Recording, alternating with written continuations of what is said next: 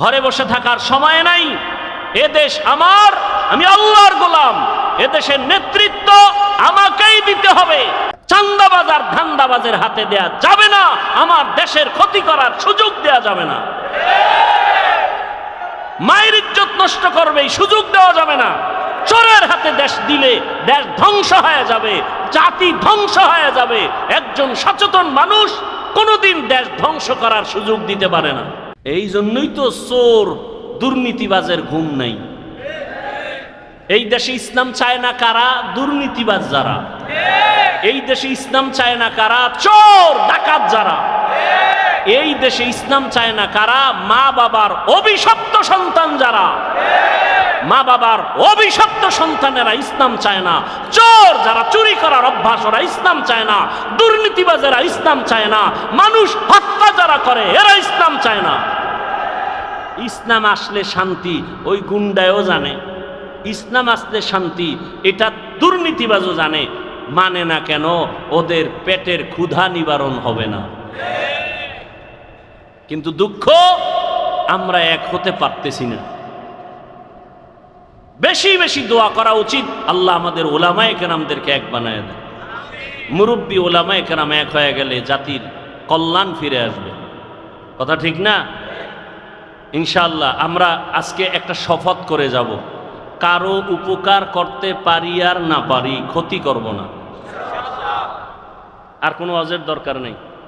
আমরা কারো উপকার করতে পারি আর না পারি ক্ষতি করব না।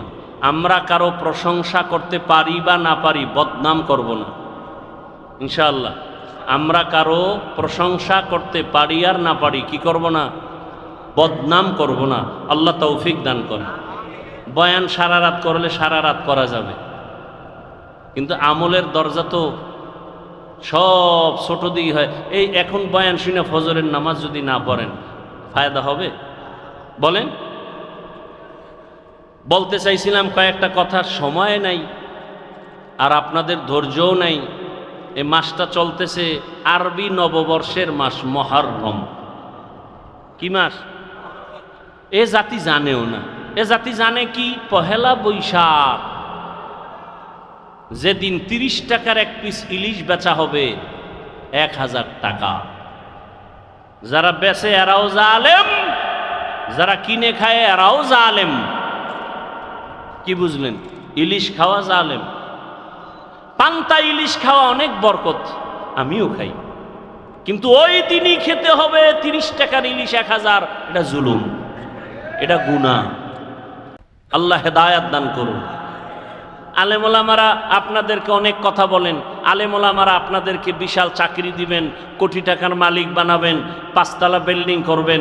এই চাপাবাজি শোনার দরকার নাই, বলারও দরকার নাই। এতটুকু আলেম ওলামারা বলবে 100% গ্যারান্টি দিয়া কি এ দেশ যেভাবে আছে ক্ষতি হওয়ার হাত থেকে আলেমরা এতটুকু পাহারাদারি করবেন। কোনো চোর, কোনো দুর্নীতিবাজ, চান্দাবাজ, ধান্দাবাজ এ দেশের কোনো ক্ষতি করতে পারবে না, এ জাতির কোনো ক্ষতি করতে পারবে না ইনশাআল্লাহ। এই গ্যারান্টি দেওয়ার সম্ভাবনা আছে না নাই? আছে। তবে আপনাদের এক হতে হবে, আমাদের এক হতে হবে, দূরত্ব কমাইতে হবে। মুসলমান কালেমার এক পতাকায় আসতে হবে। আপনাদেরও সহযোগিতা করতে হবে। করবেন না? আপনাদের সহযোগিতা কি? ফেসবুকে বিভিন্নভাবে আলেমদের বিরোধিতা করবেন না। এটা হলো বড় সহযোগিতা। এই ভক্ত টক্তরা সব উল্টা পাল্টা করে ফেলে। কানে আইসা কয় হুজুর অমুক হুজুরে তো আপনার সাইজ করে দিছে, বানাইছে নাই কিছু কইছে। হুজুরের মানুষ হিসাবে শরীরে রক্ত গরম, মাথাও গরম। কি ওরে অনেক ভালো জানতাম, এই কথা বলছে? হ্যাঁ, আচ্ছা ঠিক আছে। যদি ফেসবুক চালায় হুজুর তো জাগাত বিসমিল্লাহ ছাড়া লিখে দিবে 2 কলম ইশারা ইঙ্গিতে। আমি আলেম ওলামাদের থেকে এটা আশা করি না। এই আপনাদের মধ্যে এরকম ঝামেলা যুক্ত লোক আছে না? অন্তত ওলামায়ে কেরামের বিরুদ্ধে কিছু লিখবেন, পক্ষে লেখেন, পক্ষে লেখেন, বিরুদ্ধে লেখেন। এটাই আপনাদের বড় সহযোগিতা। সব ওলামায়ে কেরামকে এক মনে মেনে দোয়া নেওয়ার চেষ্টা করবেন। বিরোধিতা করে গুনাহগার হওয়ার অপচেষ্টা চালাবেন না। আল্লাহ তৌফিক দান করুন। তাহলে জান্নাত আমরা পেতে চাই না? চাই না? হিসাব দিয়া না বিনা হিসাবে? কয় গুণ লাগবে? 1 নাম্বার গুণ ইমান, দ্বিতীয় গুণ নেক আমল। এখন আমল লাগে না, এমনি নাচনেওয়ালা বুড়ি আরো যদি পায় ডোলের বাড়ি, মানুষ আমল করতে চায় না। আর একজন বলে বেশি আমল লাগে না। আপনি বলেন বেশি আমল লাগে না, আর আমি বলি শুধু ফরজ না, আমি নফল আমল ছাড়ব না। আপনি বলেন আপনার আমল লাগে না, আর আমি দেখি আমার আমল এখনো করতে পারিনি। হাসরের ময়দানে রসুলের হাদিস, কিয়ামতের দিন বান্দার ফরজ আমলের ঘাটতি পূরণ হবে নফলের দ্বারা, নফল আমলের দ্বারা। আমল লাগবে না? লাগবে না? লাগবে না। মানি দুনিয়াতে মানুষ আল্লাহ পাঠাইছেন আমলের পরীক্ষা দেওয়ার জন্য। আল্লাযী খালাকাল মাউতা ওয়াল হায়াতা লিয়াবলুয়াকুম আইয়ুকুম আহসানু আমালা ওয়া হুয়াল আজিজুল গফুর।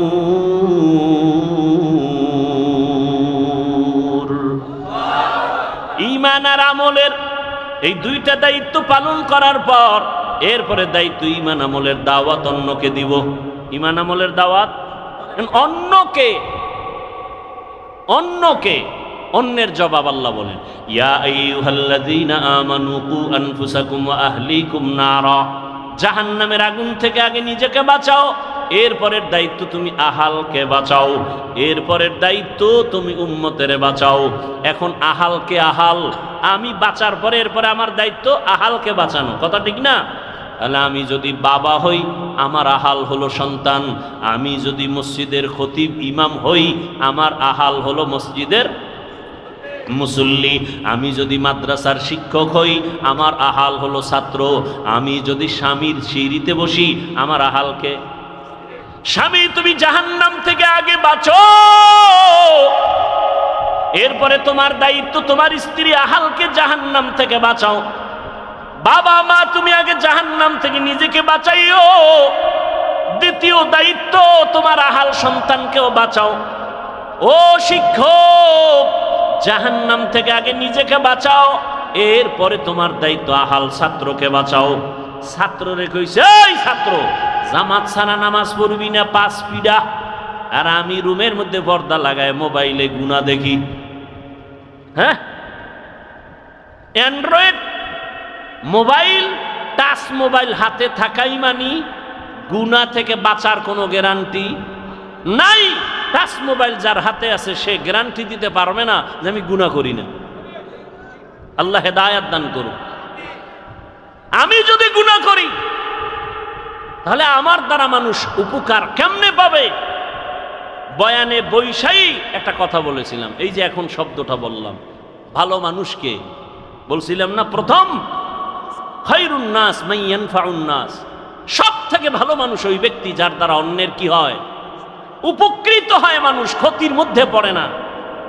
আমি গুনাহ করব না, কাউকে করতেও, তা আমি যদি গুনাহ করি আর অন্যকে বলি তুমি গুনাহ করিও না, কোনোদিন মানবে? আচ্ছা আমি বয়ান করতেছি আপনাদেরকে সুন্দরভাবে বুঝাইতেছি না, আমি যদি গোপনে গুনাহ করি তাহলে বয়ান পর্যন্ত থাকবে, মানুষের অন্তরে ঢুকবে না, আল্লাহর পক্ষ থেকেই ঢুকবে না, কথার মধ্যে বরকতি থাকবে না, মানুষের অন্তরে ঢুকবেই না।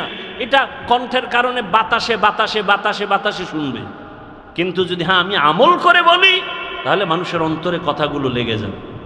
তখন মানুষ বলবে না আর কত, জীবনে গুনাহ তো কম করি নাই, হাতের দ্বারা গুনাহ করেছি, চোখের দ্বারা, কানের দ্বারা, জবানের দ্বারা, পায়ের দ্বারা, আর কত। একটা মা বাবা চায় নিজে যত খারাপ হই না কেন সন্তানটারে ভালো বানাই। মা বাবা যদি চায় ওই মা বাবার থেকে সন্তানের উপরে, ছাত্রীর উপরে শিক্ষকের দায়িত্ব অনেক বেশি। একজন শিক্ষকেরও মনে করতে হবে আমি যাই করি না করি আমার ছাত্র যেন আমার দ্বারা কোনো খারাপ কিছু শিখতে না পারে।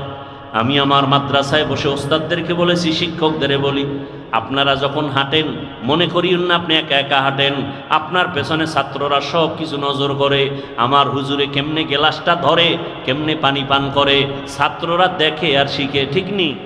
ঠিক, অতএব আপনি ওইভাবে পান করতে হবে। হুজুর কেমনে ঘুমায়, হুজুর কেমনে খানা খাইতে বসে, হুজুর কেমনে গোসলখানায় ঢুকে, বাথরুমে ঢুকে, ছাত্রগুলো দেখে আর ফলো করে। হুজুর কেমনে লোকমাটা মাখে, হুজুর কেমনে চলে, সব কিছু দেখতেছে। এই জন্য বলি ওয়ারাসাতুল আম্বিয়া শুধু উম্মতের আদর্শ না, একজন আলেম হলো পুরা জিন্দেগির আদর্শ। আমি আলেম, মানুষ আমাকে আলেম বলে না, আমার দায়িত্বটা কেমন? আপনি বাবা, আপনার দায়িত্ব শুধু সন্তানের উপরে, কিন্তু আলেমের দায়িত্ব কত কঠিন। আমি বাবা, আমার সন্তান আমাকে ফলো করে, ওদিকে আমি মাদ্রাসার শিক্ষক, আমাকে ছাত্র ফলো করে, ওদিকে আমি মসজিদের মুসল্লি, ইমাম মসজিদের মুসল্লি আমাকে ফলো করে। ইমাম সাহেব হুজুর কেমনে আঙ্গুল দিয়া হাতটা বাঁধে, ইমাম সাহেব হুজুর কেমনে পাগড়ি বাঁধে, ইমাম সাহেব হুজুর কেমনে পান করে পানি, ইমাম সাহেব হুজুর কেমনে জুতা পরে, মুসল্লিরা দেখে আর শিখে। এক বক্তা বয়ানে উঠতে গেছে, নাম কব না, বুঝাবার জন্য বলি, সমালোচনা না, আল্লাহ হেদায়াত দান করুক আমাকেও। বক্তা বয়ানে গেছে, টাইম শেষ, কিন্তু আর বাথরুমে যেতেই হবে। দৌড়ে গেছে পাশে এক প্রস্রাবখানায়। মুসল্লিরা খোলা মাঠে তাকায় দেখছে বক্তা, প্রধান বক্তা আসতে হয়েছে দেরি, এখন আইসা ঢুকছে প্রস্রাব করতে, প্রস্রাব করে আইসাই স্টেজে বসছে। কি করে নাই? অজু করে নাই। অজু না করলে গুনাহ হবে। আরে ভাই, প্রস্রাব করে আসছে, অজু না করলে গুনাহ হবে। কিন্তু মুসল্লিদের, শ্রোতাদের ভক্তি কত, মানুষ অর্ধেক উঠে গেছে, না এই হুজুরের ওয়াজে বরকত হবে না। তাহলে একজন আলেম কতটা জিম্মাদারি মাথার মধ্যে, কতটা মাথার মধ্যে। কিয়ামত পর্যন্ত আর রসুল আসবেন না। ইমাম ওলামা, ইমাম কিনা ওলামা মাশায়েখ আইম, জাতির রাহবর, এই শ্রোতারা আমাকে ফলো করতেছে, ঠিক না? কি ফলো করবে? হাফিজ ভাই ঘড়ি হাতে দিছে, ডাইন হাতে কেন? কোন হাতে? জীবনে বাম হাতে ঘড়ি দেই নাই, ওয়াজের টাইমে দেই, টাইম দেখার জন্য। এই টাইমটাও তাও কোন হাতে দিছি? ডান হাতে। এটা সুন্নত না মুস্তাহাব না? বাদশাহ হারুন রশিদের যুগে ঘড়ির জন্ম হইছে। কোন যুগে? বাদশাহ হারুন রশিদের যুগে। ডান হাতে দিলাম কেন? ছোটবেলার ওস্তাদের এক নসিহত উপদেশ শুনছি, বাম হাতে ঘড়ি দিবি না। কেন? কয় যে কোনো মুরব্বী যদি বলে টাইম কত, বাম হাতটা সামনে দিবা, এটা আদব না। ডান হাতটা দেওয়া কি আদব? এটা সুন্নত না মুস্তাহাব না? কথা বুঝেন নাই? আমি যতটা কথা আপনাদেরকে বলছি আমলের লাইনে, আপনাদের দোয়ার জন্য বলছি, আমি প্রত্যেকটা কথা আমি নিজে আমল করি এবং আপনাদেরকে শুনেছি। আমি আমল করি, ইনশাআল্লাহ চেষ্টা করি। মানুষ তো আর ভুলের ঊর্ধ্বে না, ভুল তো হবেই। রসুলের হাদিস, সারা দুনিয়ার উম্মত ভুলের মধ্যে, তবে ওই ব্যক্তি দামি যে ভুলটাকে কি করে, স্বীকার করে, তওবা করে।